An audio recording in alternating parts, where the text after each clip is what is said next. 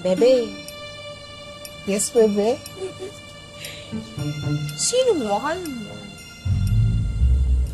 Siyempre, Gumaganyan yan, ikaw man. lang. Talaga? Oo naman. Alam mo, Kasi nga, kung di lang ako kasal, ibinahay na mahal kita. niya. Paano yung asawa ko tunda? Siyempre, siya sa umaga. Mamaya. So, sa Ako, ikaw talaga. Bakit kaya mo yon? Ako pa. Sa mga... Baka ikaw ang sumuko. Ang lusog-lusog mo talaga. Kung nakakabusog lang ang harutan sa kalandian, malamang bundat na kami. Ni Bate Lorna, kaso hindi eh. Gutom na kami. Masabaw ka naman dyan, Kuya Jomar. Ito ka magalit. Galit ka?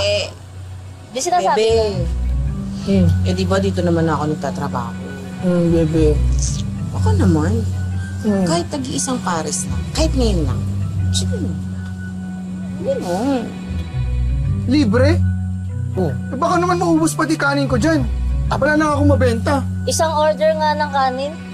Eh, ako diet naman ako kahit ano, 1.5 na lang. Ako naman, isa lang din.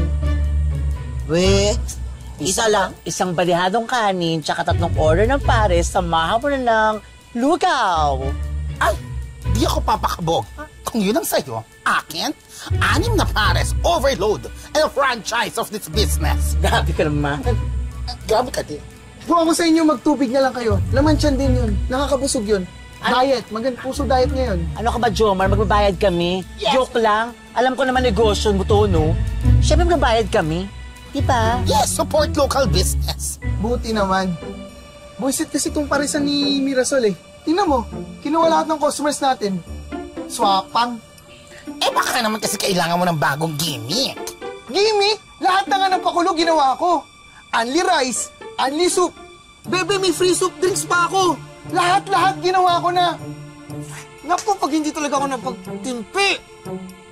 Didiripuhan ko yung tagiliran ng baklang yan. Sige, talaga. Ha? Pag hindi, pinilan mo ako. Masakit, bebe. Masakit. Sorry, bebe. Kalma lang tayo. Kasi ako eh. Kalma lang, bebe. Kasi yung baklang yan eh, ha? Kalma lang.